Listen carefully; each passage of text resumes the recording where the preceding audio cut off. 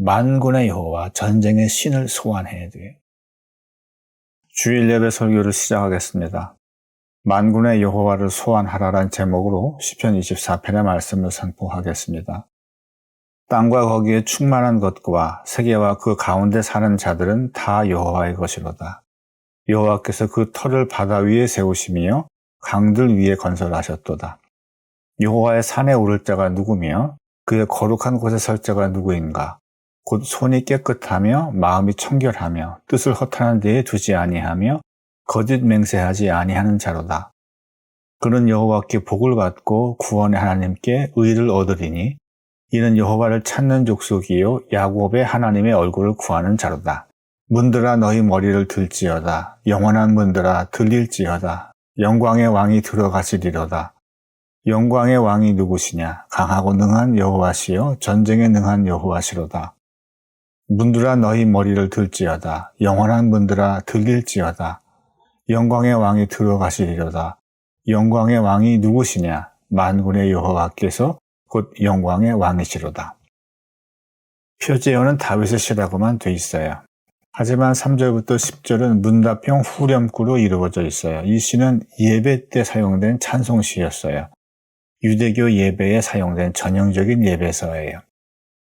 오늘은 만군의 여호와를 소환하라는 제목으로 시편 24편의 말씀을 증거하겠습니다. 땅과 거기에 충만한 것과 세계와 그 가운데 사는 자들은 다 여호와의 것이로다. 1절과 2절은 창조주 하나님에 대한 정의예요. 이 세상 모든 것이 다 하나님의 것이라는 뜻이에요. 여호와께서 그 터를 바다 위에 세우시며 강들 위에 건설하셨도다.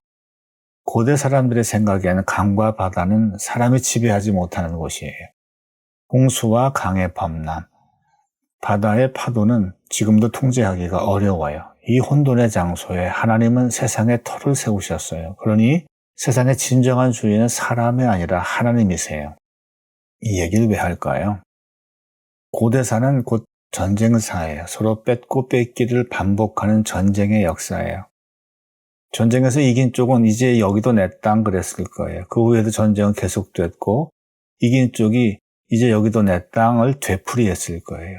하지만 진짜 주인이 누구예요? 전쟁에서 이긴 자가 아니라 하나님이에요. 3절부터 10절에서는 예배 인도자의 선창과 회중의 후창으로 구성된 후렴구예요. 고대 찬송가 형식이에요. 먼저 3절에서 선창자가 물어요. 여호와의 산에 오를 자 누구며 그의 거룩한 곳에 설 자가 누구인가? 1, 2절과는 다른 테마가 시작돼요. 여기선 예배자의 자격을 물어요. 여호와의 산은 시온산을 뜻해요. 그의 거룩한 곳도 같은 뜻이에요. 하지만 시온은 십계명을 받은 시온산만을 뜻하는 게 아니라 예루살렘 성전을 뜻하기도 해요. 예루살렘의 지형은 평지에 우뚝 솟은 언덕 같은 곳이에요. 그래서 어느 방향에서 가든지 예루살렘은 다 올라가는 형세예요. 실제로 남쪽 방향에서 예루살렘을 향해 올라가는 사람도 예루살렘으로 올라간다 그러고 북쪽 방향에서 예루살렘 방향으로 내려오는 사람도 예루살렘으로 올라간다고 표현해요. 더구나 이 시는 유대교 예배의 찬송가고 예루살렘 성전 예배에서 사용됐어요. 그러니까 여기서 여호와의 산에 오를 자가 누구냐라는 질문은 예루살렘 성전 예배에 참석할 자가 누구냐라는 뜻이에요. 선창자가 이렇게 묻는 찬송을 부르면 뒤따르는 회중은 이렇게 답해요. 곧 손이 깨끗하며 마음이 청결하며 뜻을 허탄한 데에 두지 아니하며 거짓 맹세하지 아니하는 자로다. 세 가지를 말해요. 첫째, 손이 깨끗하며 행실로 죄짓지 않는 사람이어야 한다는 뜻이에요. 둘째, 마음이 청결하며 뜻을 허탄한 데 두지 아니하며. 얼핏 보면 두 가지를 말하는 것 같지만 원문을 보면 한 가지예요. 뜻을 허탄한 데 두지 아니하면은 마음이 청결한 자를 설명하는 수식어예요. 셋째, 거짓 맹세하지 않는 자. 오늘날로 거짓 증언에 의해 피해를 보는 사람이 있죠. 하물며 3000년 전 과거에 오죽했겠어요. 과학수사가 발달하지 않았던 고대엔 사람의 증언이 판결의 중요한 자료였어요. 거짓 맹세하지 않는 자란 이웃에 대해 진실만을 말하는 사람을 뜻해요. 첫째 행실, 둘째 마음, 셋째 관계, 이 모두가 깨끗하고 순수하고 진실한 사람만 예배에 참석할 수 있다고 회중은 후창하고 있어요. 한마디로 의로운 자라야 예배에 참석할 수 있다. 이런 뜻이에요. 하지만 이건 복음적 사고와 맞지 않아요. 예수님은 누구나 와서 값없이 먹으라 하셨어요. 주인을 부르러 오셨어요. 복음적 관점에서는 누구나 예배 참석할 수 있어요. 이런 점에서 4절은 제한적 의미로 크리스천 예배에 사용해야 돼요. 그런 여호와께 복을 받고 구원의 하나님께 의를 얻으리니 성전 예배에 참석하는 사람은 여호와께 복을 받고 그랬어요. 그 복이 뭐예요? 의예요. 4절에서 예배 참석에 자격이 있는 자는 의로운 자라 했는데 의로운 자에게 의로 복을 주신다? 이걸 어떻게 이해해야 할까요? 요한복음 1장에서 예수님이 이 땅에 오신 의미를 이렇게 설명하는 부분이 있어요. 우리가 다 그의 충만한 데서 받으니 은혜 위에 은혜로라. 이게 뭔 뜻일까요? 믿음의 사람에게 최고의 복은 믿음을 더 주시는 거예요. 의 위에 의, 믿음 위에 믿음, 은혜 위에 은혜. 이게 예수님 방식이에요. 이는 여호와를 찾는 족속이요 야곱의 하나님의 얼굴을 구하는 자로다. 의로운 자를 의로 복 주시는 이유가 뭐예요? 이는 여호와를 찾는 족속이요 그랬어요. 족속은 지파랑 같은 뜻이죠. 더 이상 12지파의 혈연이 문제가 아니라 하나님을 찾는 믿음이 제일 중요한 거예요. 야곱의 하나님의 얼굴을 구하는 자로다 그랬어요. 여호와를 찾는 족속과 같은 뜻이고요. 하나님을 찾는 사람은 어느 지파 출신이냐가 전혀 중요하지 않아요. 오직 믿음만을 가지고 판단해요. 그래서 하나님 앞에 야곱이 붙었어요. 그냥 하나님이 아니에요. 야곱의 하나님이에요. 야곱이 누구예요? 아버지와 형을 속인 교활한 자예요. 4절에 말한 의로운 자와는 전혀 거리가 멀어요. 그런데 어떻게 하나님이 야곱의 하나님으로 불리길 기꺼이 허락하셨죠? 바로 야곱이 기도의 승리자이기 때문이에요. 기도가 하나님을 찾는 거예요. 기도가 하나님의 얼굴을 구하는 거예요. 야곱은 비겁한 자였고 속이는 자였어요. 하지만 그는 기도했고 하나님은 저 주셨어요. 그 이후로 하나님은 기도하는 자에게 저 주시기로 하셨어요. 이게 야곱의 하나님에 담긴 의미예요. 바로 7절부터 10절은 이 찬송의 클라이맥스예요. 이스라엘 백성은 전쟁터에 갈 때 언약궤를 앞세워 나가요. 그리고 이기고 돌아오면 언약궤를 앞세워 돌아가요.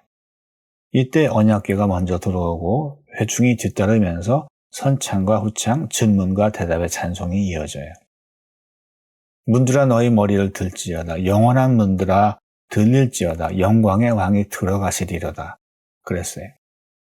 임금님 행차시다 이런 얘기처럼 언약궤가 들어가기 전에 언약궤 들어오신다 문을 열어라 이런 뜻이에요. 그런데 문들어 머리를 들래요.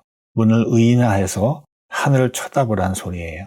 문들에게도 하늘 영광을 찬미하라는 거죠. 그래서 바로 다음 절에 영광의 왕이 누구시냐 물어요. 이런 선창을 하고 나면 강하고 능한 여호와시요 전쟁에 능한 여호와시로다. 회중의 후창이 이어져요. 전쟁에서 이겼어요. 우리가 잘 싸워 이긴 게 아니에요. 하나님이 이기게 해주셔서 이긴 거예요. 하나님은 전쟁의 신이기만 한 게 아니에요. 평화의 신이에요. 만약 하나님이 전쟁의 신이기만 했다면 예수가 나귀 타고 예루살렘에 입성해서 십자가에 달려 죽는 일은 없었을 거예요. 예수는 전쟁하러 이 땅에 오신 게 아니라 평화를 주러 오셨어요. 그럼에도 불구하고 고대 유대인들은 수많은 전쟁을 치러야 했어요. 이기면 살고 지면 망하고 다 뺏기고 노예가 돼요. 이 전쟁에서 반드시 이겨야만 했어요.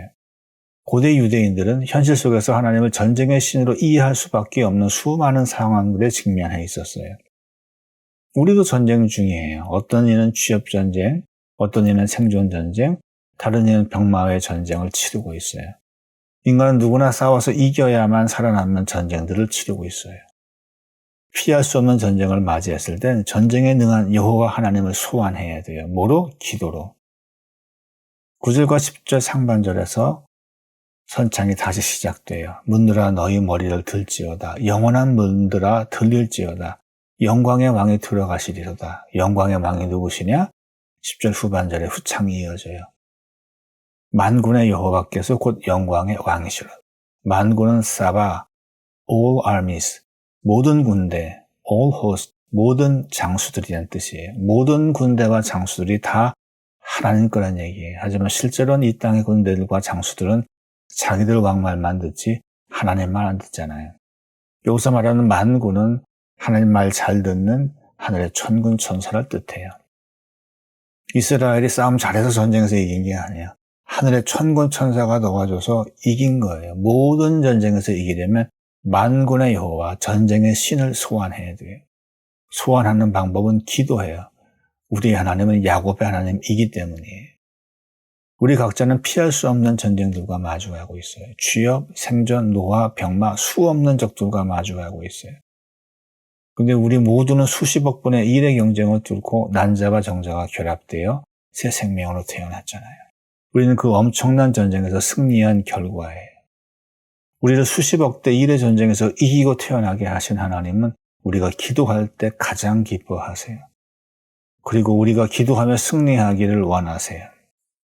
그리고 우리를 기꺼이 도우시며 승리하게 해주세요. 기도로 만군의 여호와를 소환하세요. 승리하시고 영광의 하나님을 찬양합시다. 문들아 머리 들어라. 작사 작곡 E.L. 애쉬포드 번안 노래고요. 어노인팅이 불렀어요. 문들아 머리 들어라. 들릴지어다 영원한 분들아. 영광의 왕 들어가시도록 영광의 왕 들어가신다. 영광의 왕 위시며 강하고 능하신 주로다. 전쟁에 능하신 주시라 다 찬양 위대하신 왕. 왕께 만세 왕께 만세. 당신은 영광의 왕이라 다 찬양 위대하신 왕.